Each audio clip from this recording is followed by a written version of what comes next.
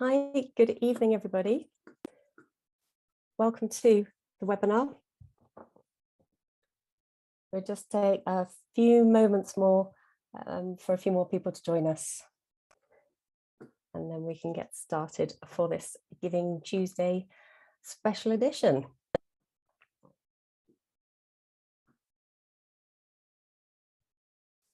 Okay. So Steph and Rob, if you'd like to join us, I think we'll get started. Evening or morning or hi, Rob. And hi, Steph. Thank you very much.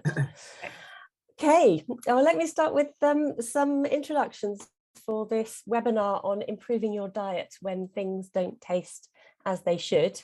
This is a Giving Tuesday special with Dr. Stephanie Hunter of the Manal Chemical Senses Centre and Rob Rooke, who's a chef from the south of England. Regulars will notice that I'm not Chrissy. I'm actually Sarah Oakley. I'm the Executive Director at AbScent, and I'm hosting in place of Chrissy for this very special webinar celebrating Giving Tuesday. Don't worry, Chrissy is with us this evening. She's manning the chat bar. She'll be taking the questions and answering any queries that you might have. Just on that note, if you do have a question, please put it in the Q&A so that we can pick it up as a question. And also, please remember that we can't answer your personal queries and questions about your personal health and situation in this webinar. If you do need support, then please drop us an email at support@abscent.org instead, and the team will be able to help you there. But I hope you enjoy our evening with this Giving Tuesday webinar. This is a really good time to remember what a difference that your donation to AbScent really makes. And it's really fitting that we're joined by Dr. Stephanie Hunter, because her current research project was funded by a grant from AbScent in September this year. Steph works at the Manal Chemical Senses Centre in Philadelphia, and she has a long interest in olfactory research. And as I mentioned, we're also joined by Chef Rob Rooke from West Sussex in England. And he may be familiar to members of the AbScent network, where he describes his experience of being a chef with no smell, like being an athlete who's had his legs broken. That's really graphic, Rob. Okay, so I hope this evening that between the scientific investigation and the practical application, by the end of this session, we'll get everybody out there thinking differently about your relationship with food. So, Steph, welcome. You're based at Manal Chemical Senses Centre in Philadelphia. Please, could you give us some idea of the kind of work that goes on there at the centre? Yep.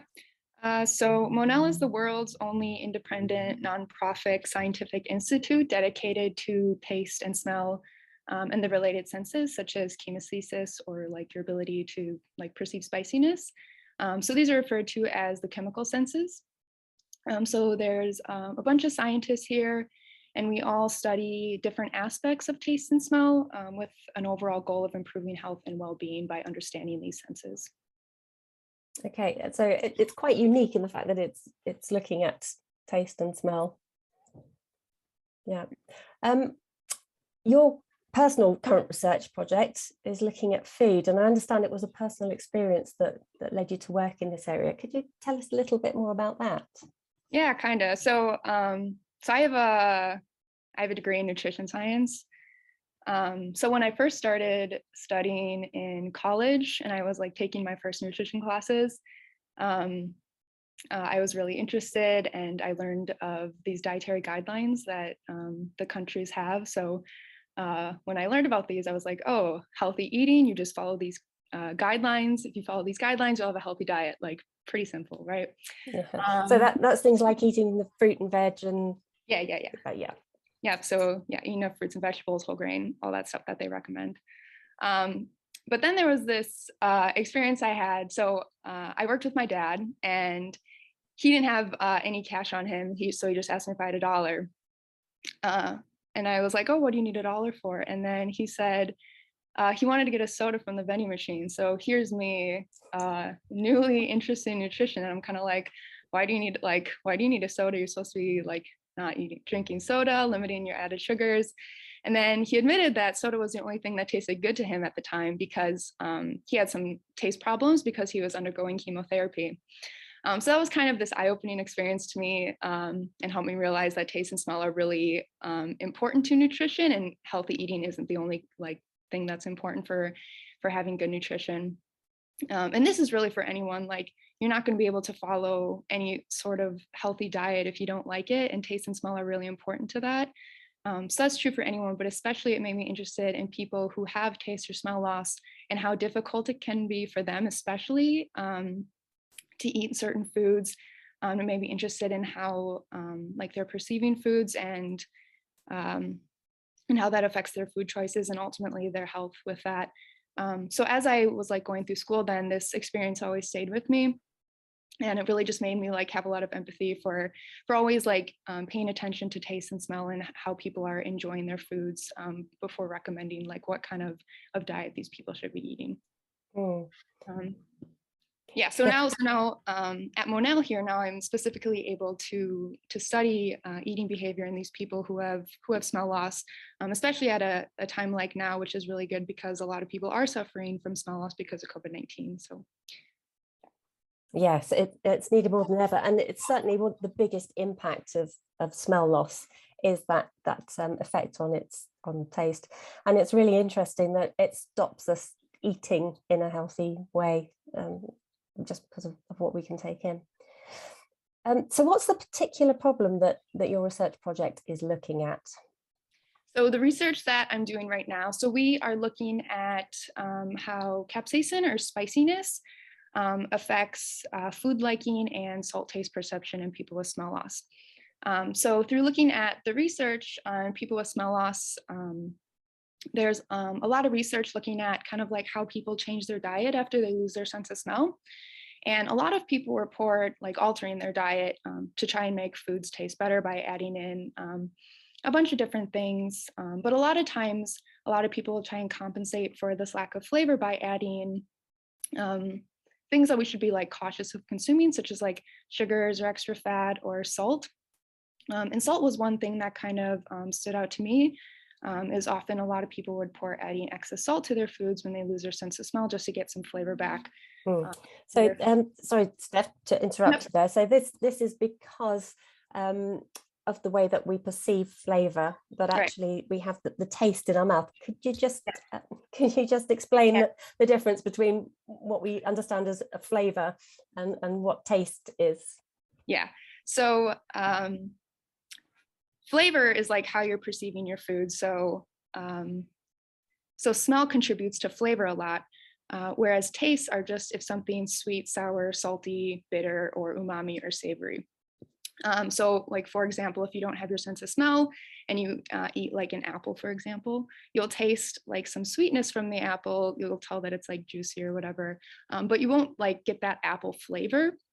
So that's kind of how taste and smell both work to contribute to this flavor.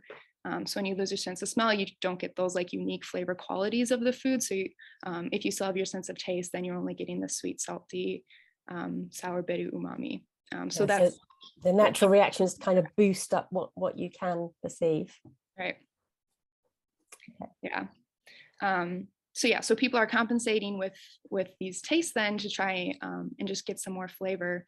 And I noticed that a lot of the research, people with small loss probably know this, that there's just not really that much research out there. And I noticed that while people have studied kind of how people change their diet when they lose their sense of smell, there wasn't really any guidance for what they should do to try and make foods taste better, or if we're supposed to be cautious of some of these salt and sugar and stuff, how do people with smell loss be cautious with them? How can we have them still enjoy their foods, but limiting these things you want to be cautious of? So spiciness or capsaicin. So there's some evidence that in people who have a normal sense of smell, they found that capsaicin can enhance salty taste. So even without adding more salt to food, if you add a little bit of capsaicin, it might make things taste saltier. So I thought this might be an interesting strategy to try in people who do have smell loss, since they might be consuming too much salt. But another thing that people often report doing after they lose their sense of smell is just relying more on spicy foods, because it gives like that spiciness sensation, which is another aspect of flavor. That sort of tingle that Yeah, we get, yeah. Tingle from, the heat, the tingle, the burn. Yeah.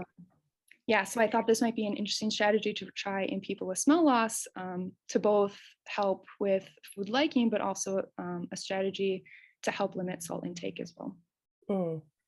And when you talk about using capsaicin, what sort of format is that? Is that a chili powder? Is it something that's specially created for your research? What are you using? Yeah, so it's like dry cayenne pepper. Okay. Yeah, so we're putting it in a soup and having people rate different soups. Okay. So it's something that's readily available that people are really familiar with, but yep, a lot of people probably have it in their kitchen. Yeah, oh, that's great. So how will you be involving people who have smell and taste loss in your project? Yeah, so we're doing this study actually in person. So we are recruiting people who have smell loss to participate in our study, and that's how we're getting the data for this. So like you said earlier, Monel is in the Philadelphia, Pennsylvania area in the United States. So anyone that is able to come here and participate, we'd love to have you as a participant, and you can help contribute to this research project. That's brilliant. And when do you need people? Are you recruiting now? Is it do you need is there a cutoff date? Because I'm sure we'll have lots of interest. So. Yeah, we're actively recruiting right now. We'll go probably through probably like halfway throughout the year, through 2022 as well. So yeah, anyone that's interested, yeah, contact me. Okay, you can get a hold of it through Monel or through AbScent, then we can put you in touch. Okay, so you're actually going to bring people into your laboratory, have them taste some soup. Yep, so we have you sit at some sensory booths. We'll give you some soups, some food samples, have you do some questionnaires, and then we'll take various ratings from you through that. Excellent. And then what's the process once you've collected that data? So once we have all the data collected, then we will analyze it to see if our hypotheses are supported or not. And then once we kind of gather all that and come to our conclusions, then we'll disseminate it to the scientific community and the smell loss communities. So hopefully we can put on another sort of event when that happens to help people know what our results were. Yeah, no, that'll be really interesting. Thank you. So ultimately, what kind of difference do you hope that this will make for people with smell loss and altered taste? Yeah, so kind of like two parts to this. So the first part is just like directly on food liking and diet quality. So I hope that this research can help contribute to just some guidance on how to help people with smell loss like their food, strategies that have been tested to actually improve food liking and maybe help them have a better diet quality or a healthier diet. So specifically looking at like eating behavior and health in participants with smell loss, but also just like bigger picture. I hope that this research can also just like be one piece of a bigger puzzle of helping to understand different therapies for people who lose their sense of smell in ways that, that we can help improve their quality of life. Yeah, and I think that's the important thing, isn't it? It's part of a bigger puzzle, and a lot of research, tiny bits that add up to a bigger picture that that improve lives for people. And I think sometimes we have this perception that research is working on one big problem and it's going to sort of, I don't know, find a cure. It'll be a vaccine, or something like that. But actually, it is about building up this picture. Right. Yeah. One research study isn't going to solve all the problems, but a bunch of them together will help find some solutions. Yeah. And certainly from our point of view at AbScent, to have that evidence that supports what you're proposing as a way to help people is really important, because we want to be sure that people are getting the right advice that is helping them to improve their lives and manage their conditions. So these kind of studies are really important to making a practical difference to people's lives. So yes, thank you for looking into this. Thank you. Rob, bring you in at this point. You're a professional chef, so how do you translate this science into real life on a daily basis? Yeah, no, I think it's a great idea, because I can totally understand where people would put more salt in than they should be. I mean, from my point of view, I even did it first myself, because when I didn't realise I couldn't taste the smell, I was then putting more salt in, and then it sort of hit me. I'm like, hold on, Yeah. this isn't right. This, especially when my wife and kids are saying that doesn't taste like normal. Yeah. So I can So tell me about your experience of losing smell and taste. How did that happen? When did that happen for you? So I mean, it was back in July, July, or start of July. I had a viral infection, obviously till the COVID test and PCR test, but they all came up negative. So I've seen a specialist about it, and she's told it was she probably was just a viral infection. I didn't realise just a viral infection can knock out your senses of your taste and your smell. So it was a bit of a shock at first, but especially when they say there's not much we can do, you've just got to retrain, and it will hopefully come back. So that was a bit of a shock, but that's what happened. But it was just viral for me. It could have been COVID, it could have been a false negative, obviously, but I'm going on the basis it was probably just a viral infection. It's just, unfortunately, just knocked out my senses, and it's like smell blindness, which I think is quite a good word for it. When I'm trying to explain it to friends and family and that. So yeah, it's not been the greatest, but it's especially with my profession as well. But yeah, I've been trying to use different spices and things. We've always done anyways, with a lot of different foods. So was it tasting food that you first noticed that there was a problem with your sense of smell, or yeah, it was weird. It was just tasting, because it was I was doing this in the summer, so I had a big barbecue planned on the Saturday that evening. I'd done all the food in the afternoon, and I was tasting it through there, all the marinades for all the meats. I thought I was doing some like lamb kebabs and things, and bits and bobs too, like a sort of a sounds gorgeous, sort of a Middle Eastern sort of theme it was going to be. And then when I was cooking it, I couldn't smell the barbecue smoke. And that's one of my favourite smells, and so that's a bit weird. And then tasting the food as well, it's quite a spicy food, so I could taste that. So I thought, well, it must just be because I've got a cold and a bit of a viral infection, so it should be all right, because we still taste the spice, obviously. But then the next day it was the same, and then I was like, oh, this isn't right. So that's pretty much how it happened. It was just me. I was actually preparing a nice meal that was going to be like quite a spicy meal, anyways, and I just suddenly couldn't taste it. But smelling the smoke, I think, was a weird one. Not being able to smell like barbecue smoke, because that's mainly I work with. I do a lot of like American barbecue style. Okay. So that's what I can't. It's the strength of not being able to smell that. That's what sort of gave it away to start with. Yes, and that smell of smoke is so powerful that yeah, there's no mistaking it. But it just shows how sudden and complete that smell or smells. Yeah, very sudden. It was literally that evening. In the afternoon, as I say, when I was doing the marinades and things, I could still taste it, and then the evening, it just completely gone. So it was like, oh. So you went to see a doctor about it? Yeah, so I saw a specialist straight away, and well, not straight away, probably after it was about 4 weeks. So, and then they gave me they put a camera up my nose. I couldn't see anything there, so I went on the steroids to start with, and they didn't think it would do anything, but it was worth a try, the steroids.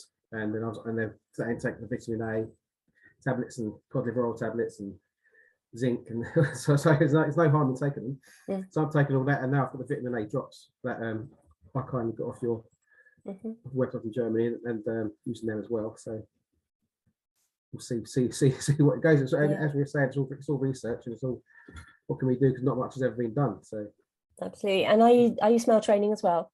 Yeah, I'm using your smell training pots. So, and there I can smell some of them, especially when I use like a nail med to clear my nose out, and I can start smelling. It's actually a bit better. I think I did it yesterday. I did it when I did the chart and the graph of the matrix. So it's actually quite a bit better, I think. I'm sort of training my mind. I think let's just think about a lemon, think about cloves, think about. So it was better, I think. But it might have been because I had a holiday. So. Yeah, Cleared my no, mind. that's really good to hear. And no, definitely it changes. Your experience fluctuates. It's not a sort of straight line recovery, is it? But No, it's really positive that you're getting some of those smell sensations back. So yeah, fantastic. So is obviously as a chef, this is really key to your work. How has it changed the way that you work? I mean, it was tough because I mean, I wanted to become a chef because my papa had a passion for food. I've not always been a chef. I used to work in London in insurance 15 years. So I made a big step 6 years ago. I have a business for now. And yeah, 6 years ago I gave up insurance, front of insurance in London, and become a chef. Start my business from scratch. I was self-taught, but I've just always had a passion for it from a young age. Traveling with mum and dad, and my mum and dad both like cooking as well, so I've always watched what they did, and I cooked from a very young age. So I've just always loved it, and I've always sort of had a knack for cooking and taste and things and doing whatever else like that. So it's always been a passion of mine. But then to suddenly lose that, it was tough. It was. And then I'm thinking, I can't work anymore. But I carried on, but I'm used to I do recipe development as well as what I do for my street food business and doing events, whatever else. I can't do something like recipe development, which is a big part of my business. And obviously, if I can't taste or smell, I can't really. So I've lost them clients, but I can't. But it's so that was a tough one. But I still do the same food as I do, and I've not had anyone say it's actually different. So but I can only really do like just the bread and butter to me, things I know exactly how it's going to taste. So I'm not really developing anything. It's a bit samey, whereas I used to always like changing my menu. So that's the problem. You do lose a few customers through that because it's all a bit samey. So it's a shame, but I have to see. Hopefully, it will come back in time and see what happens to it. Yeah, so it is that the sort of adapting it in the meantime. So I guess you identify with Steph's observation that salt and sugar becomes a way to try and boost the flavor sensations that you're looking for. Yeah, so it's a weird one. I never really ate chocolate that much until I had this, and I have a cravings for chocolate because it's something you can taste the sweetness. I mean, I've always eaten a lot of fruit and a lot of veg, so I still do that. You can get the sweetness from that, but I have cravings for chocolate, which is weird. And I'm like, so what I try and do, I've always had like raw cacao nibs.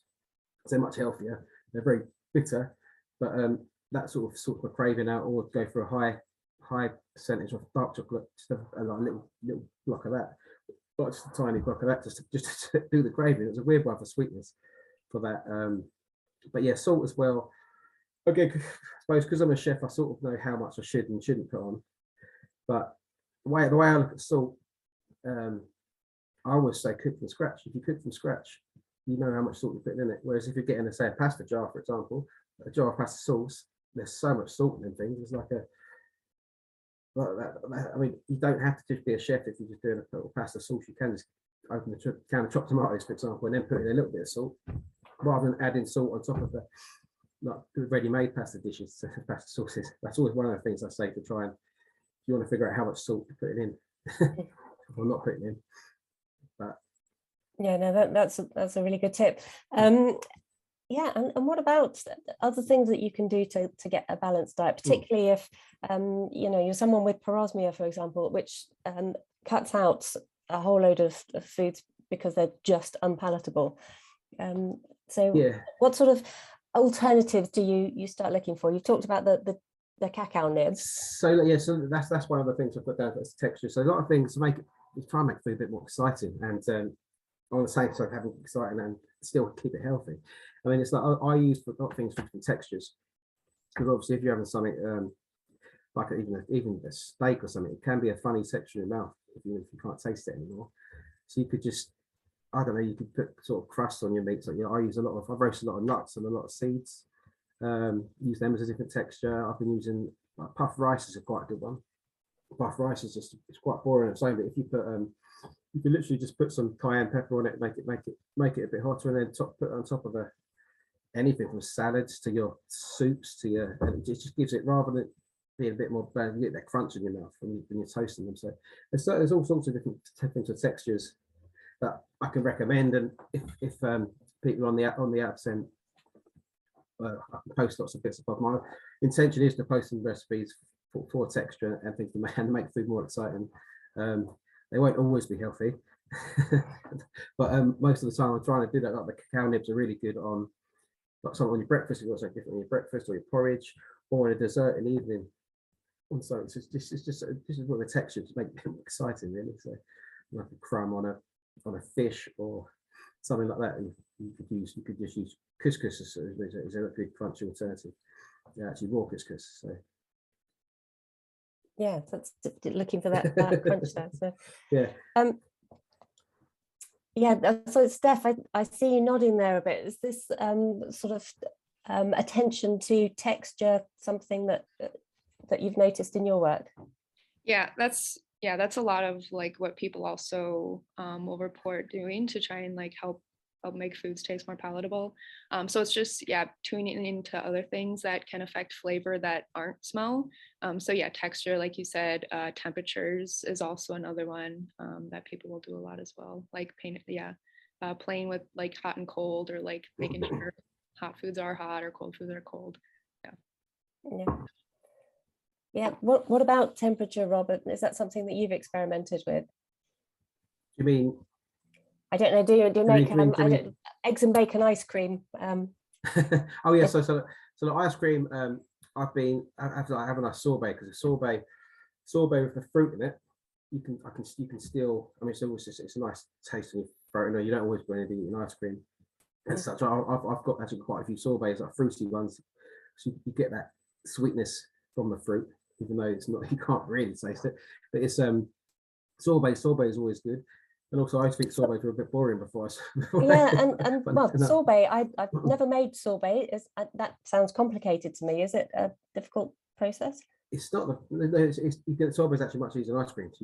So it's just like frozen. It can be frozen. You can do like frozen yogurt as a healthier sort of ice cream as well.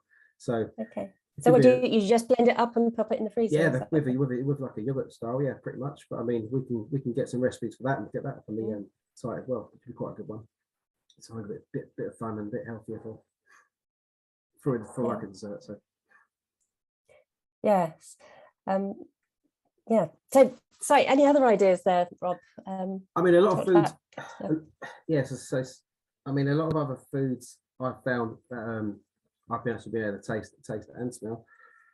There's been a lot of fish and a lot of shellfish. I mean, I was away a couple of weeks ago, and a lot of fish, shellfish and fish. And that was one that I really enjoyed. And I've always liked fish, but I always have it a couple of times a week. But now, because I know I can taste it a bit more, I think it's one I didn't expect. So that's a good one, I think, for people suffering with this. And then just and yeah, spice it up. Put the cayenne on there. I mean, are you just using cayenne, Steph? Is it, or are you using other, like putting paprika on there? People don't like a heat, like paprika as a. Yeah, I'm just testing cayenne, spiciness right now. But yeah, you're right. There are a lot of other things that can activate your trigeminal system that aren't like spicy. Yeah, because a lot of my recipes I'll put in paprika, because I know some people don't like spice, so paprika's the same. It can enhance flavours. There'll be a lot of flavour enhancers that won't necessarily be having to put one in. You put loads of salt on it, or so like white pepper is always good as well. So it's just a bit of a spicier pepper, white pepper. So it's experimenting. That's where you're at. Thank you.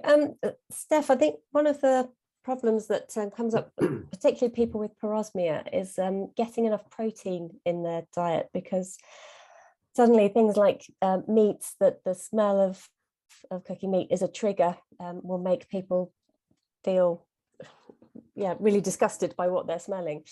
So protein becomes a problem. Have you got any sort of insight or suggestions around that, getting that balance in your diet? Yeah, I mean, meat is an easy way to get protein, but there are plenty of other like plant sources too that have protein as well. Like nuts and seeds have protein in them. Like yogurt would be a good source too. I mean like whole grains have some protein in them as well. I don't know, is you said fish was okay. I mean, fish is, I guess, technically a meat, but that would provide some protein as well. Yeah, so it is sort of looking for other sources. I think it's difficult when you've been used to, particularly if you've got a family, you kind of get into a routine of having the same meals every week, and if something becomes really difficult for you, then it's where do you go for information to understand what you could start swapping for the things that you usually have. I've found like squashes have been good, like pumpkins and all different squashes. I found them quite good because they're quite, and like parsnips, because they're quite sweet vegetable. It's a root veg. I found them quite. I've had quite a lot of them. And I mean, tonight I just had a pumpkin and sausage casserole, but the pumpkin really comes through, just because it's. And again, put that with some paprika or a cayenne, and you're going to get loads of flavour out of it, and you get. Pumpkins are fantastically healthy, so and it's going to fill you up. But I'm not sure, because I don't suffer with bad taste. I don't get the bad taste, but I'm not sure how safe the food is. I mean but that's the one where it is a try. My motto is, if you just try everything, try and taste everything, even things you never liked before. Like I was never a big fan of cucumber for some reason, but I eat cucumber now, and it's fine. It's weird. It's weird things like that. A lot of people don't like shellfish, but I 100% recommend having shellfish if they can't taste something at the minute, because it's something that the texture is quite nice there. I've found. So just try different things, see what you can and can't, and you find out again. It's like being a child again, I suppose. What you do and don't like, or what you can and can't. It's not ideal, but I just recommend just try everything again. Just get back, be a child again. But eat your peas. Yeah, eat your greens. it's like experimenting. Yeah. I've just seen that there's a comment from Mimi in the audience here, and she talks about adding a bit of acid to nearly everything she makes. So she's talking about fresh lemons and limes. Have you got any, Steph? Does that kind of ring some bells with you? Does that? Yeah, so that's just like the sour taste. So yeah, another way to just like add some extra flavor through enhancing, this one taste. Yeah, that's another thing I've heard of a lot as well. Mm-hmm. And Rob, how does that come out in your dishes? Yeah, I mean, definitely, especially with seafood. Like always put some acid in there, and also with with alcohol as well. I found with I always put lime, either dehydrated lime or fresh lime or lemon in the gin and tonic, things like that, just because it then enhances the flavour of that. Because I love a gin and tonic, and I love doing cocktails and things like that. And this has stopped that, because I used to do recipe development for that as well. So just putting it does sound, but I just put a lemon or lime in your gin actually makes it a bit more enjoyable, because you can't taste the botanicals you used to be able to taste. But I know you normally would have a lemon and lime in there, but make sure you maybe put some more in it. Yeah. So yeah, that's and is that a fairly safe is the wrong word, but that's not going to harm us nutritionally, is it, Steph? Adding lemon is fine. Yeah. So yeah, that's a nice tip to freshen things up a bit. Thank you, Mimi. There's another comment here from Dacre, who is asking Steph to talk about trigeminal and what we know about what that is and how it relates to smell and taste. So you talked earlier about flavour being a lot of smell, and this sort of true taste that we have in our mouth.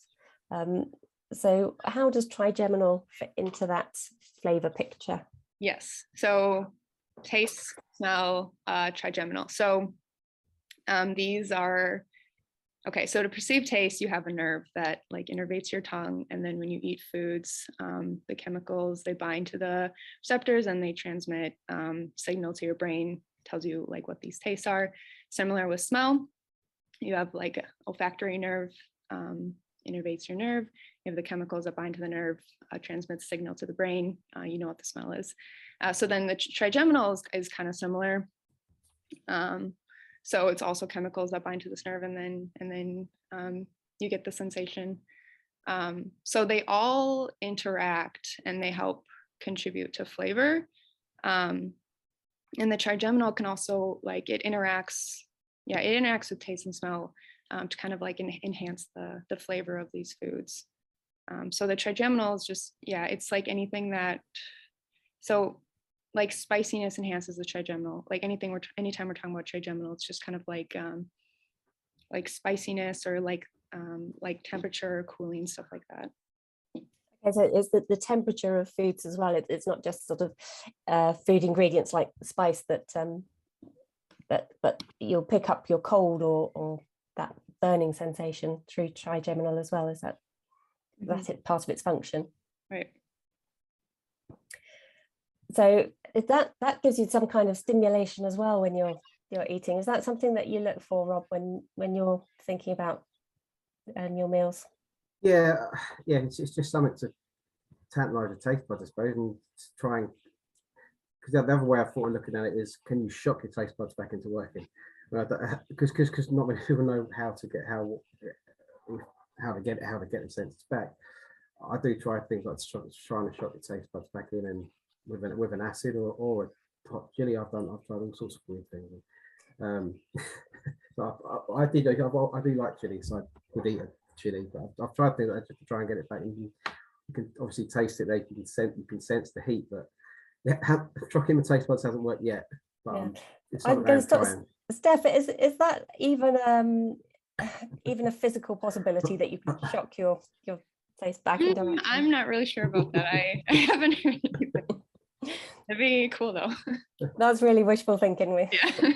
I'm trying everything. Yeah, but it's interesting though, because we know that with smell training you are stimulating your olfactory pathways, so it's not shocking your system back into action, but you are exercising it to make it work. So I wonder if there is any benefit in sort of trying foods that will ramp up the temperature, or I mean, it works, and they use it in for hearing something in children. I think it is when you're trying to change their. I think it's for hearing. I think it was like a friend of mine as a child with disability, and he couldn't hear her when she called him, but then she then used an air horn, and until he could hear it, he got used to it. His brain got used to it, and it clicked his brain back into action, and then after a while, you could simply take the air horn away, and it worked. So that was where my theory came from, was trying to shock the senses instead of shocking hearing. So it's a similar sense, but sadly not successful with not yet. It's not though. Yes. Sorry, I had a thought around that. But Robert, any other sort of recipes that you go to for? Say if you're feeding your family, what's a family favorite that you? So that's what I rely on. Something I was going to say actually, but with this, I pick your favorite recipe, pick your favorite dinner, and cook it as you would have done previously, and then just generally write down what you do and don't like about it, what bits you do and don't like, and then do it again and change it, and then add in a spice to try and get flavor in there, add in the texture to try and get flavor in there. So I'd like to say with a roast beef, for example, with that, put a crust on the roast beef, just like put some breadcrumbs or couscous on it, and then have something crispy on top of it. So when you're carving into it, you're getting the texture of the beef and the texture, like a crunchy texture as well.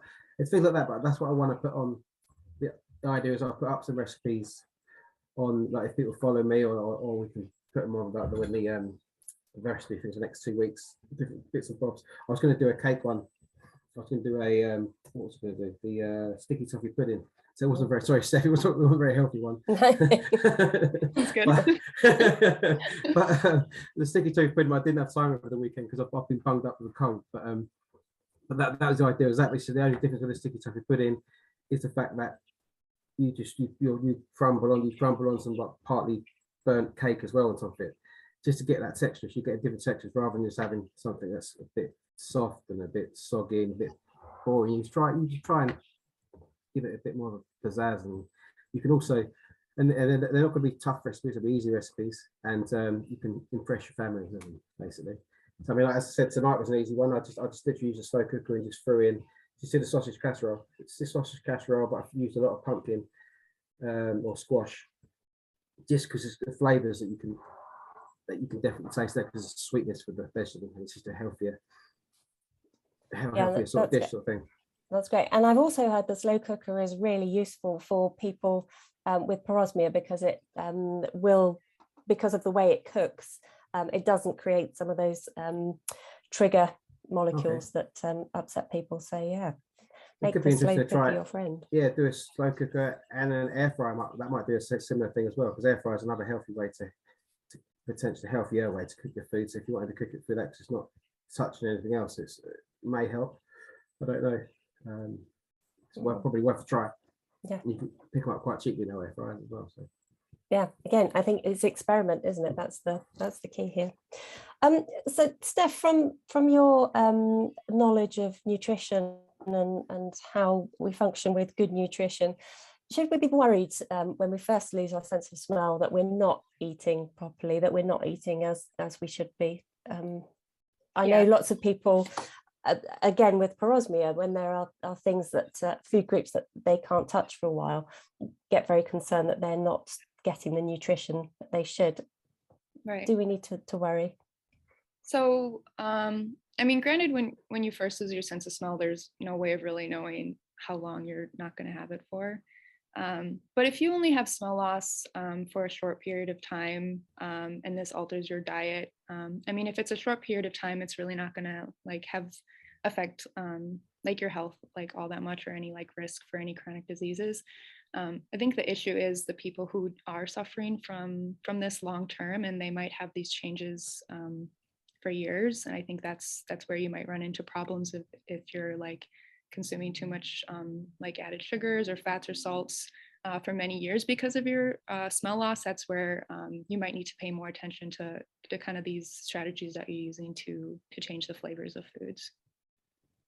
Okay, that's great. So, and we know as well that good nutrition helps us recover. And in the case of a post-viral smell loss, that's cells that need to recover. So, even though we may not be getting 100% diet, we're still getting the support that we need to recover.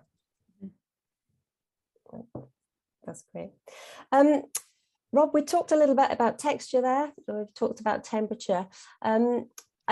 I think the color, you know, that old saying, we eat with our eyes. Do you sort of make an extra effort to put different colors into your dishes? Yeah, I mean, again, I've spoken about pumpkin and squash quite a bit, but they come in different colors, so it actually makes it a bit more exciting, because you can get white ones, orange ones, green ones, and brown ones, all sorts. I mean, colors are something more interesting to use, just as you say, eat your eyes. But then through this, I don't think I've eaten with my eyes as much, because you sort of get into that state where you're like, well, I'm not going to be able to taste it anyway, so what's the point? I was like that at first for a few months, but now I'm going back to enjoying my food again more, because I'm not the only one eating it. So if I'm doing it for other people, it's not just about me. So yeah, I mean, yeah, as I say, pumpkin's been a good one. Like tomatoes, I think I found quite sweet and nice. You get them in all sorts of colours and stuff, nice in a salad.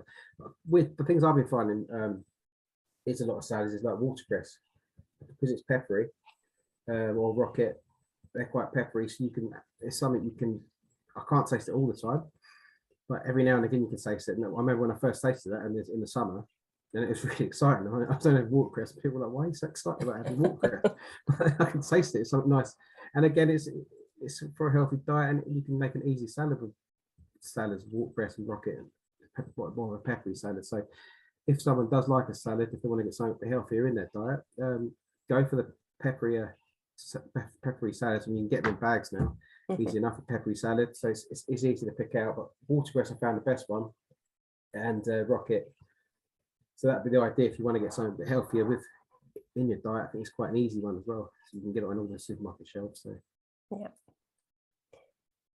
yeah, and Rob, you touched on this. It's not just you that's eating. You know, you're eating with family, you're eating with friends. How has that experience changed for you over the last few months? It's changed for me in the sense that I used to like going to restaurants, like nice restaurants, and now I don't go out as much to eat. It's not as enjoyable for me because I'm thinking, well, I mean, I'm like I mentioned a star restaurant with friends of mine near me, just down the road, and I've not been there since I've had this because I sort of think it's like you're wasting money, but then that's not fair on my wife go there because she still wants to go.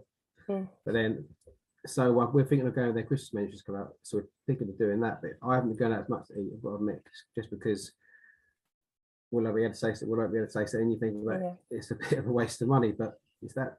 I don't think that's fair on others. It's what you're comfortable with. I think it is. So yeah, no, I think it's difficult. I hear your experience echoed over and over again in the feeds. Particularly when people are celebrating food, and going for a meal is such a big part of a celebration, and it's really difficult to deal with when you can't enjoy the food. So yeah, just wondered if you had much experience of pushing through that. Yeah, and people forget as well when you're out going out for meals, and they're like, "How does that taste? What's that like?" So, and I haven't told everyone in my profession because I will do soon. I think because it's quite hard to do it because then I think will I lose customer base because they know I can't taste and stuff. So if I go to like nice restaurants and I know the people there, they'll come out and say, "How was it? How was it?" And I'll have to just make it up. Whereas normally they know I'm not being real because normally I might say I don't like it. I can't say I don't like something if I don't know what it truly tasted like. So that's tough from a professional point of view, like sharing someone else's profession because I know how it should taste and how good it would taste. So it's tough missing them elements because I love tasting like really nice food and getting them extra little bits that I know the chefs are much better than me and their friends of mine, and it's just amazing what they can do. And I'll try and recreate that at home. Yeah, you get the inspiration from that experience. Yeah. Okay. Steph, there's another question popped up here. Are there any health benefits or risks in eating too much spice or chili with your food? Can you overdo that? I think you can get some like GI distress from eating like too much, or like stomach distress from eating too much spice. So I guess that's one thing, like you might not want to overdo it if you start like getting pain in the rest of your body from it. This isn't necessarily like a health effect, but like the more spice you eat, the more like kind of like used to it you get. So you might adapt to the spiciness, and over time it might not taste as spicy.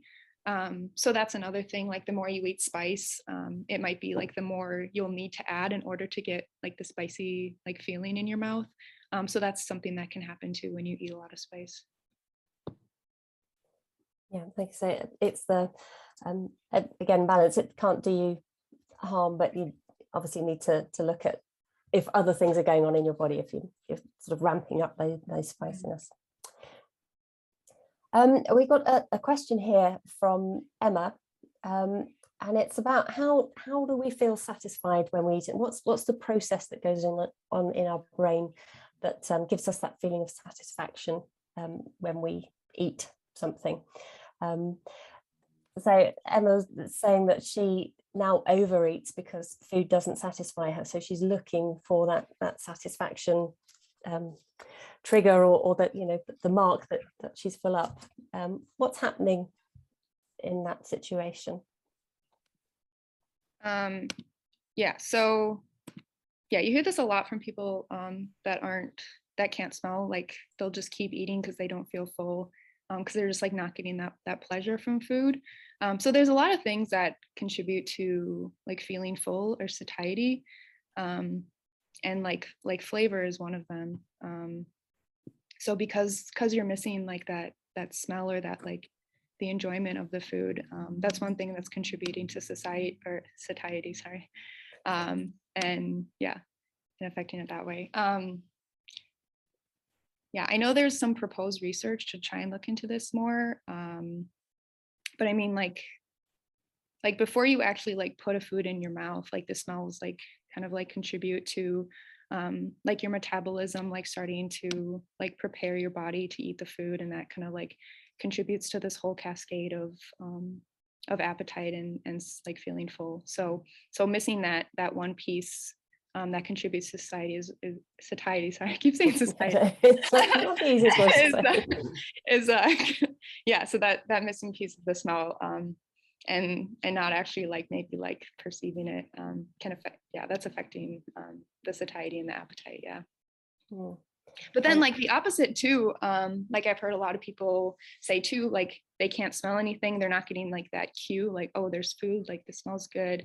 So a lot of people aren't getting the cue to eat either. So the alternative is true as well. Yeah, so no, that the impact on weight over time is, again, it comes up time and time again in the groups that people have problems both ways, and both are difficult to deal with. But I found that as well from Emma's question. I was over it. I think it's exactly the same thing. I wondered why that was as well. That's quite a good question to ask actually, because I hadn't thought of that. But yeah, it's that makes perfect sense. Why? Because you can't smell, and the smell is, if you can't smell or taste, it's just you're not getting that fulfillment. But one thing I've done to try and counteract it is I make like nuts and seeds. I roast them with nuts and seeds and make it into more of a bar. It's a homemade bar. Again, I could put this recipe up on the AbScent, but it's a healthy thing, and it's definitely helping because you're getting that texture there, and it is filling up because it's got nuts and seeds in there, and it's sweetened with, and it's not sugar in it, it's just sugar free, so it's healthy to eat. It's giving you your proteins and things. So I'll put that up as well. Yeah, that sounds great, Rob. Yeah, nuts are a very satiating food as well. I've done some research on those as well. Okay. Any particular nuts, or is it sort of nuts in general? All of them are good. Yeah. Yeah.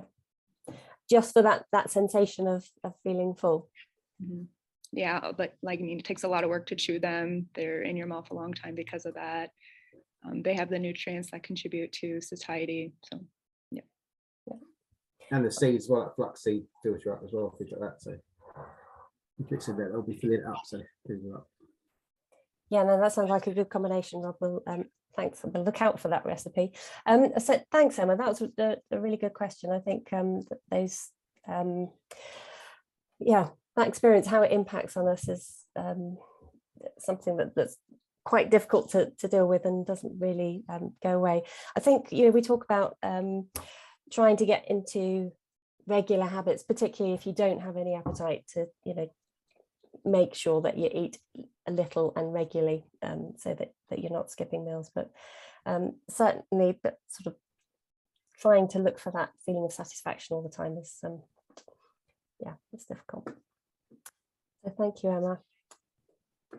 Okay, well, we are coming towards the end of our session, and I want to say thank you very much to Rob and Steph.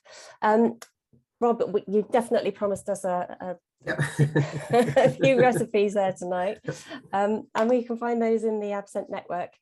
We do have a new recipes group there now, so people are sharing their tips and the recipes, and then other people are feeding back on how it was for them. So depending on what your personal flavor and appetite and tolerance situation is, hopefully I'll find something there for you, and you can share your ideas with other members of the community. So do jump onto the recipe group on the AbScent network. The network's free to join if you're not already a member, but it's only because we've got that financial support from people who make generous donations for us, and support like that means that AbScent can keep bringing you information and ideas you can trust, and keep people like Dr. Hunter working on the longer term solutions for the smell and taste disorders as well. So any support that you give us is gratefully received, and it all helps to further our knowledge of living with smell disorders, and ultimately to find a cure so that people don't have to suffer in the way that Rob has, and I know that thousands of other people in our community have as well. So thank you for your support, but a big thank you tonight to Rob and to Steph for sharing your knowledge and your insights, and hopefully your recipes as well. It's been really interesting to see both sides of the story from you, to understand a little bit about the science and that process of research and how that adds to our bigger picture, but also how that experience plays out in the real world, and the impact that smell has on our social life, on our appetites, on our eating habits, and ultimately our health. So thank you both very much for your contribution this evening. No, not a problem. It's been enjoyable. Great. All right. Thank you very much, everybody. If you haven't donated on Giving Tuesday, just a last plug from AbScent. Thank you very much for your support. And we'll see you in 2 weeks' time. Thank you. Thanks.